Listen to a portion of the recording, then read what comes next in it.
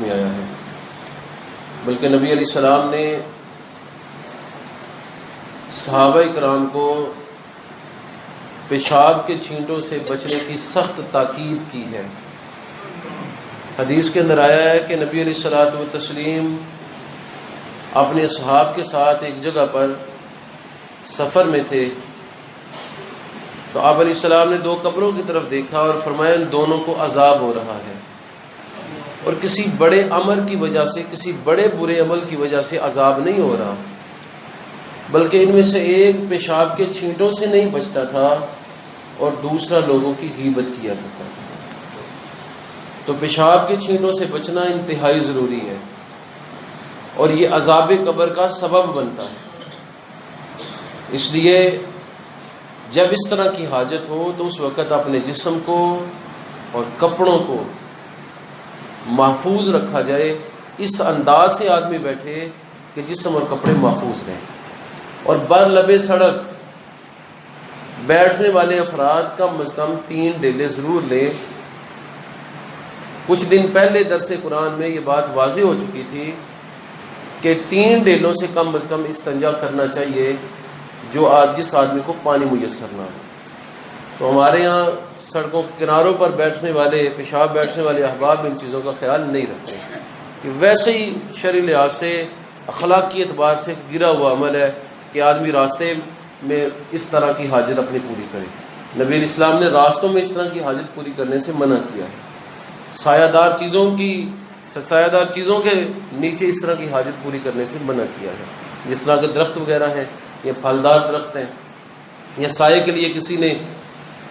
کچھ جگہ بنائی ہوئی ہے بیٹھنے کے لیے، تو اس جگہ اس طرح کا عمل کرنے سے آپ نے منع کیا ہے۔ یہ تو تھا اپنے پیشاب کے چھینٹوں سے بچنے کا حکم۔ اب کسی بچے کو اٹھایا ہو اور وہ پیشاب کر دے تو اس کا کیا کیا جائے گا؟ بچہ اگر پیشاب کرے اور بچہ ابھی کھانے پینے کی عمر کو نہ پہنچا ہو، یعنی اس کی عمر 2 سال سے کم ہو اور ہو لڑکا، تو اس کے پیشاب جس جگہ اس نے کیا ہے وہاں پر چھینٹے پانی کے مار لیے جائیں گے تو وہ جگہ پاک تصور ہوگی۔ لیکن اگر بچی ہوگی تو اس اتنے کپڑے کو دھونا پڑے گا۔ اس حوالے سے نبی علیہ السلام کی 3 احادیث ہیں۔ پہلی حدیث میں آیا کہ نبی علیہ السلام پر ایک بچے کو آپ نے اٹھایا تو اس نے آپ پر پیشاب کر دیا، تو نبی علیہ السلام نے چھینٹے مارے اور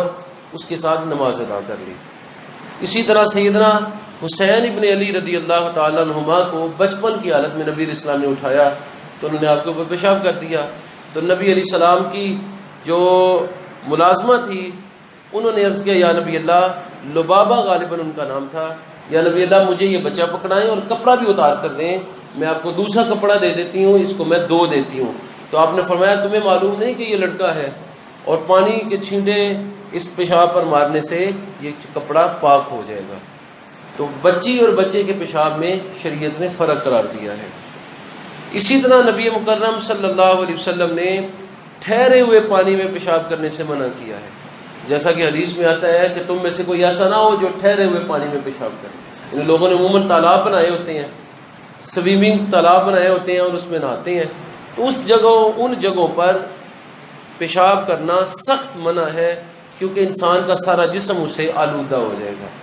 اسی طرح نبی علیہ السلام کا ارشاد ہے کہ ٹھہرے ہوئے پانی میں کوئی بندہ پیشاب کرے اور اس کے بعد اسی پانی سے وضو کر لے تو اس سے آپ نے منع کیا، یا اسی جگہ پر پیشاب کرے ٹھہرے ہوئے پانی میں اور اسی سے غسل کر لے تو اس سے آپ نے منع فرمایا ہے۔ تو ہمارے یہاں سوئمنگ پول جہاں پر بنائے جاتے ہیں وہاں ان چیزوں کا خیال نہیں رکھا جاتا، وہاں پر ہر ایرا غیرہ پاک نپاک اپنی مرضی سے جو عمل کرتا ہے